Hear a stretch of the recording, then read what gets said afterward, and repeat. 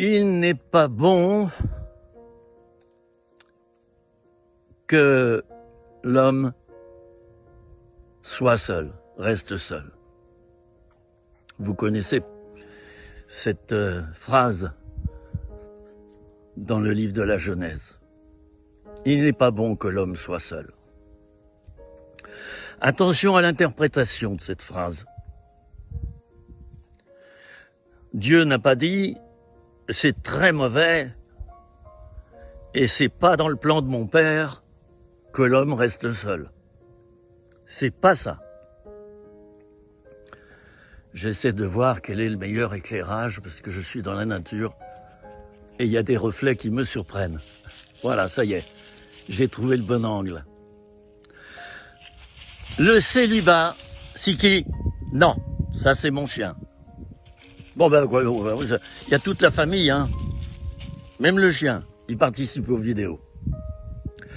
Alors attention à ne pas interpréter, je termine, attention à ne pas interpréter cette phrase et à s'accuser perpétuellement d'être seul. Et là je m'adresse aux divorcés qui restent seuls. Je m'adresse aux veufs et aux veuves qui restent seuls. Je m'adresse aux célibataires qui sont seuls. Je m'adresse enfin à tous ceux qui vivent dans la solitude. La solitude peut devenir vide. La solitude peut devenir pleine.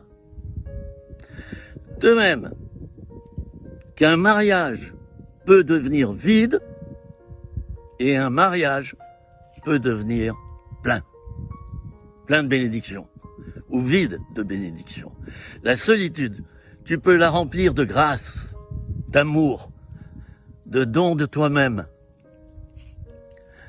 de sublimation de quantité de choses et de souffrances. C'est à toi de transformer ta solitude. Fais-en ce que tu peux en faire et ce que Dieu va te montrer d'en faire. Si je te dis cela, c'est que je viens de passer par là et que j'y suis encore. Tous les jours, je fais en sorte que ma solitude soit remplie de grâce. C'est ma responsabilité. C'est ta responsabilité.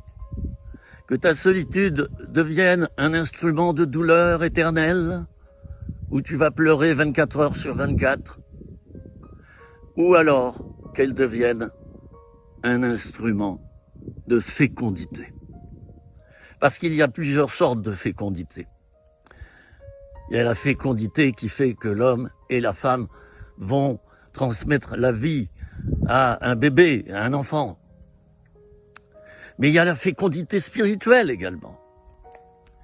Je connais des amis qui ne pouvaient pas avoir d'enfants. Ils ont tout essayé. Ils n'ont pas pu avoir d'enfants. Mais Dieu leur a donné la grâce de fonder des orphelinats un peu partout. Voilà, ils ont su rendre cette solitude féconde. Et c'est ainsi que des milliers d'enfants, George Muller par exemple, en Angleterre, et bien, il a été à l'origine de la création d'écoles, d'orphelinats. Alors, je m'arrête là pour te dire que tu as une responsabilité. Que tu sois seul ou pas, c'est de tout remplir de la grâce de Dieu. C'était 3 minutes, rien que pour toi. Et je terminerai presque en chantant.